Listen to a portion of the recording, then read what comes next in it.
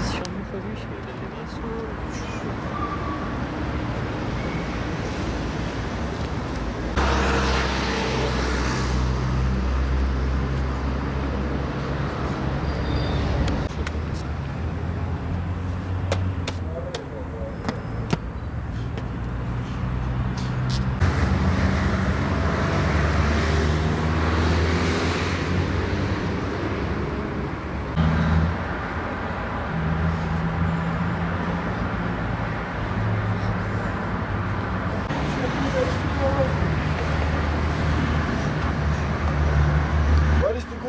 Şimdi burası olur. Bak.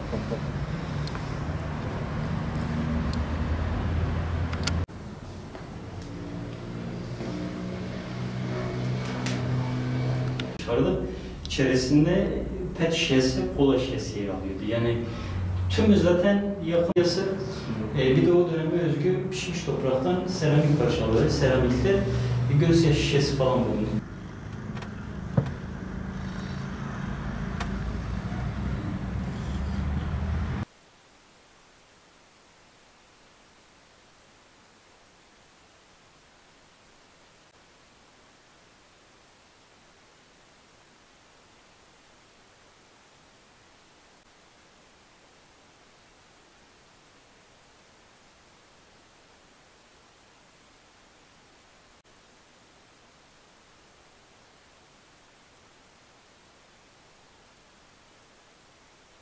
Bulunduğumuz yer Kızılkoyun Nekropolü. Milattan sonra 2. yüzyıl 4. yüzyıla tarihlendiren nekropol alanı. Nekro, ölü, polis, şehir demek. Ölüler şehri ya da mezarlık alanı olarak karşımıza çıkıyor. Milattan sonra 2. yüzyıl 4. yüzyılda kullanılan mezar örnekleri aslında. Her bir mağara aslında bir aile mezarı olarak karşımıza çıkıyor. Kaya mezar odalarını kendileri, eşleri, çocukları ve mirasları için yapıyorlar.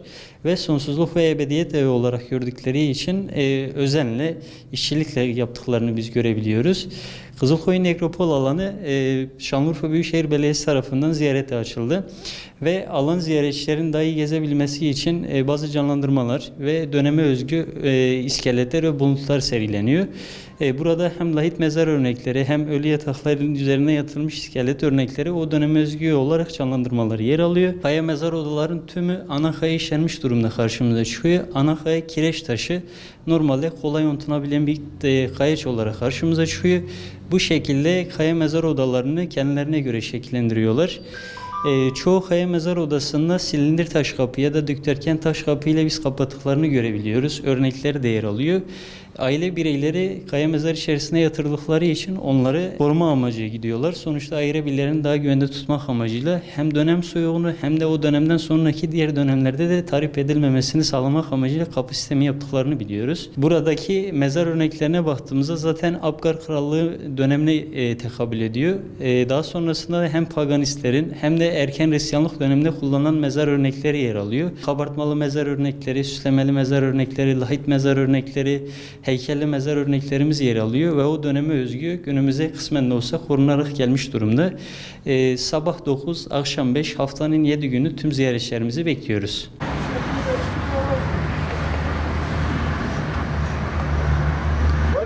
İşte Kızılkoyunlar.